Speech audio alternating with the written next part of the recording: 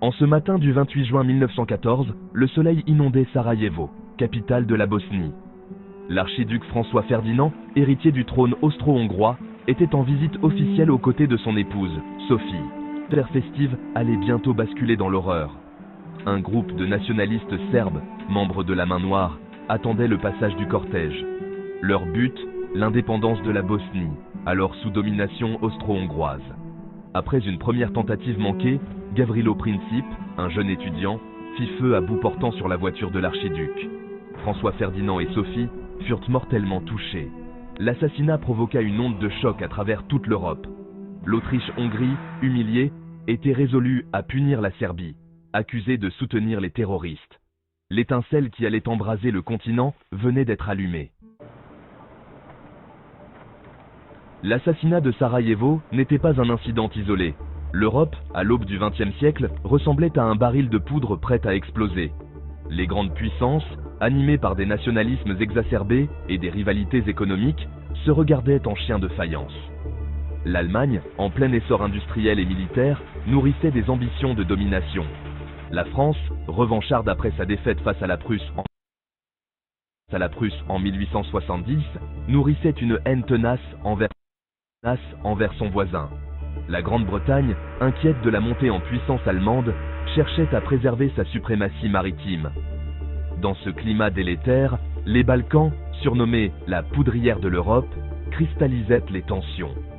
La Serbie, soutenue par la Russie, aspirait à unir les peuples slaves du Sud. L'Autriche-Hongrie, empire vieillissant et pluriethnique, voyait d'un mauvais œil les velléités d'indépendance des Serbes. L'Autriche-Hongrie, encouragée par son alliée allemande, décida de profiter de l'assassinat de François Ferdinand pour régler ses comptes avec la Serbie. Le 23 juillet 1914, Vienne adressa à Belgrade un ultimatum contenant des exigences inacceptables pour un État souverain.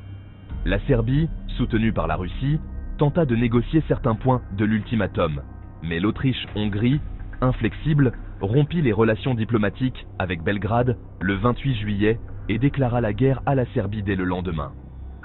Le système d'alliance, mis en place au cours des décennies précédentes, se mit alors en marche. La Russie, protectrice de la Serbie, décréta la mobilisation générale. L'Allemagne, liée à l'Autriche-Hongrie par un pacte militaire, fit de même. Le piège se refermait inexorablement sur l'Europe. Le système d'alliance complexe, censé garantir la paix en Europe, se transforma en un engrenage fatal.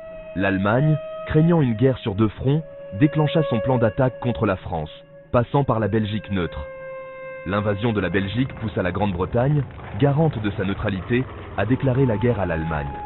En quelques jours, la quasi-totalité de l'Europe bascula dans la guerre. La Première Guerre mondiale, conflit d'une ampleur sans précédent, venait de commencer. L'assassinat de François Ferdinand, événement apparemment anodin, avait servi de catalyseur à une crise aux multiples facettes. Les tensions nationalistes, les rivalités impériales et les erreurs de jugement des dirigeants européens avaient conduit le monde au bord du gouffre.